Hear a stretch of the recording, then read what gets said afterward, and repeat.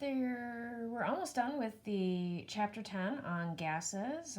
We're up to section 1014, stoichiometric conversion with gases, and we're just going to jump right into problems because there's only one new thing that we're going to add here, and we're just going to use the fact that 1 mole of a gas is 22.4 liters. That's the only extra thing we need to add to our stoichiometry. Everything else will be a review of what we did in the last chapter.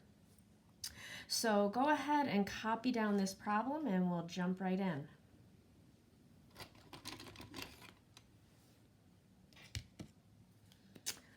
Okay, so reading this problem, it says, when 2 moles of calcium react with water to form calcium hydroxide and hydrogen gas, what volume of hydrogen gas will be produced at STP?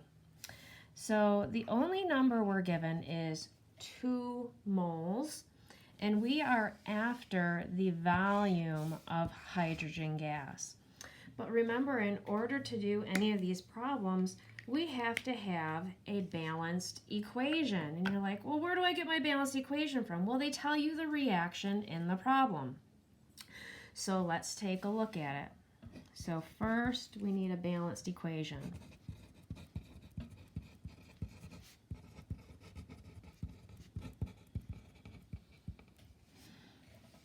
So here we have calcium reacting with water. So in our balanced equation, we write Ca for calcium, plus we know that the formula for water is H2O. So those are the reactants to form calcium hydroxide and hydrogen gas. So over here, calcium hydroxide is OH, plus hydrogen gas, knowing that this is a diatomic. Now I want to go back to the calcium and the hydroxide because this is not how you write that formula, because we have to go back to our oxidation numbers. Calcium, remember, has an oxidation number of +2. Hydroxide, going to table E here on the second page, has a charge of -1. So -1. Remember, to do this, we crisscross. So calcium hydroxide, I'm just going to rewrite this real fast. When we crisscross, the 2 goes behind the OH, nothing behind the Ca, so it's CaOH2 plus H2. Now my equation is not balanced. We should check, but I know it's not because I have 2 hydrogens over here. I have 4 over here. So the first step will be to put a 2 over here. So I have 4 of those, and let's see if that works. So calcium 1, 1, hydrogens 4, 2 plus 2 is 4, oxygens 2, I have 2 oxygens, so now I'm balanced. So now what I do is I start with the number that they give me, 2 moles. 2 moles of calcium.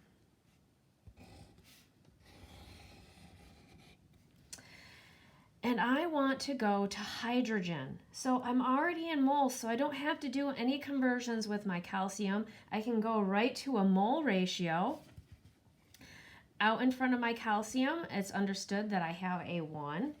So 1 mole of calcium produces, and I'm after hydrogen, so over here, 1 mole of hydrogen. Now right here, I just want to draw attention to it. This is my mole ratio that I have in my stoichiometry problems. So now that we're converted over to hydrogen gas, we're after the volume of hydrogen. So I know that 1 mole of hydrogen gas is 22.4 liters of hydrogen gas. I'm in volume now. I'm just going back and canceling my units to make sure that they all cancel out. I'm in volume, so it's good. So I just multiply 2 times 22.4, and I get 44.8 liters of hydrogen gas at STP.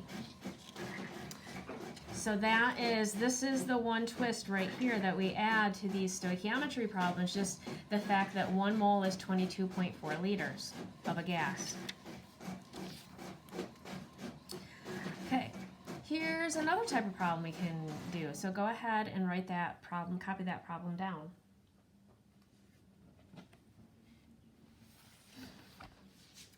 Okay, so this is calculating mass of a product from the volume of a gaseous reactant.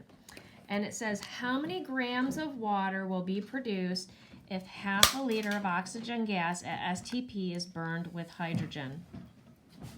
So I have half a liter of oxygen gas, and I want to know grams of water. But the first thing I have to do before I do anything is I have to have a balanced equation. And so I know that I'm producing water, and that is from oxygen gas burned with hydrogen. So I have O2 plus H2. Remember, both of these are diatomics. That's why it's O2 and H2 yields H2O. Now I have to see if this is balanced. It is not, because I have 2 oxygens here. I only have 1 over here. So I'm going to put a 2 out front here to get an even number. So that means I have my 2 oxygens now, but now I have 4 hydrogens, so I have to put a 2 out front of H2 here to get my balanced equation. Now it is balanced. Moving on, I can start my problem. So I have, and I'm going to start it, yeah, I should have enough room. So half a liter of oxygen. Don't forget all those zeros, because that's where we get our significant digits from. So I have half a liter of oxygen. Now, I have to convert to moles of oxygen in order to use my mole ratio. So I know that 22.4 liters of oxygen is 1 mole of oxygen. Remember, it has to be this way so that these units cancel. So that cancels. I'm in moles of oxygen, and I want to get to water. So here I can use my mole ratio because I'm in moles. And looking at my equation, nothing in front of oxygen, so it's 1 mole of oxygen. Trying to get to water, I have a 2 out front, produces 2 moles of water. So again, this is my mole ratio.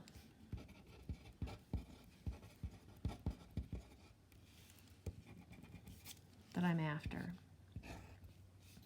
Okay, I've converted to water. So now I'm in moles of water. I need grams of water. So 1 mole of water. Now I need the molar mass of water. So the molar mass of water, I have H2O. Well, 2 H's, so that's 2 times, from my periodic table, right here, I'm going to round that off to 1.008. So 2 times 1.008 grams plus oxygen, which is 15.99994. We're just going to round that off to 16.00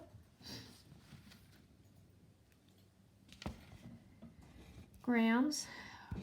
When I do the math there, I get 18.016 grams. So up here, 1 mole is 18.016 grams of water. I'm now in mass. That cancels out. So when I go ahead and do the math, I multiply the numbers on the top, divide by what is on the bottom, and I get 0.804 grams of water. Okay, so the only thing we have changed is this little fact here, that 1 mole is 22.4 liters. Everything else is the same for our stoichiometry problems. Let's take a look at one more problem, and then you're off the hook until Monday because there is no additional homework, but you're going to have to be able to use what we've learned today next week. So let's take a look at page 268, number 7. Now this one's a little tricky. They've thrown a trick in here, so let's just go ahead and do it together. In fact, maybe you can tell me the trick. It says, how many milliliters of propane, C3H8, must be burned to form 100 milliliters of carbon dioxide? Use the following equation. I'm going to write the equation down so that I can refer to it. So C3H8 plus 5O2 produces 3CO2 plus 4H2O. Okay, and what they give me is I start out with 100 milliliters of carbon dioxide.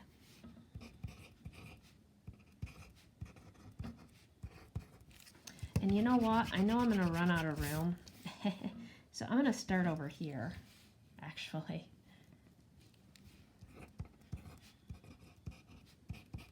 This is going to be kind of a long problem stretching out here.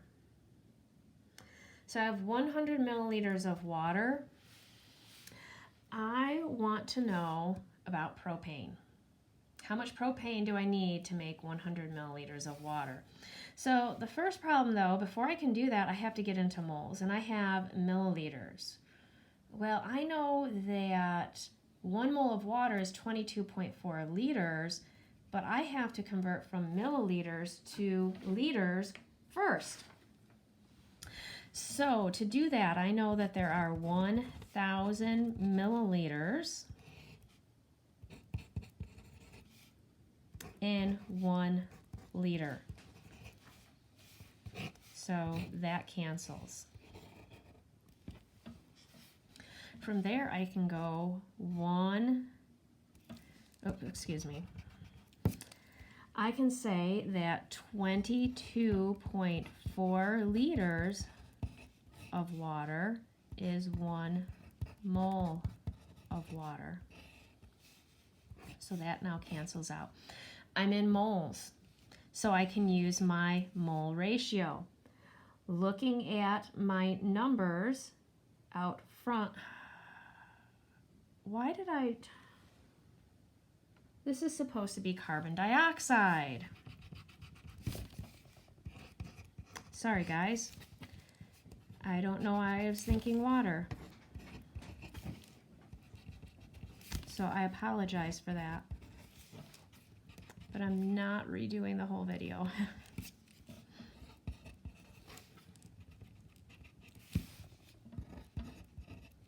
Okay. Carbon dioxide. I'm sorry about that. Change those to carbon dioxides. I don't know why I was thinking water. Okay, so I'm in carbon dioxide. I notice that there's a 3 in front of my carbon dioxide. So I put a 3 moles of CO2 on the bottom. And I want to get to propane. So this is where my mole ratio comes in. There's nothing out front, so it's 1 mole of propane.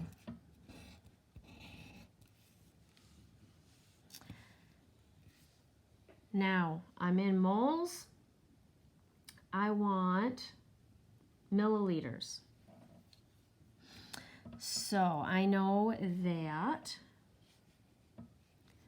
1 mole of propane is 22.4 liters of propane.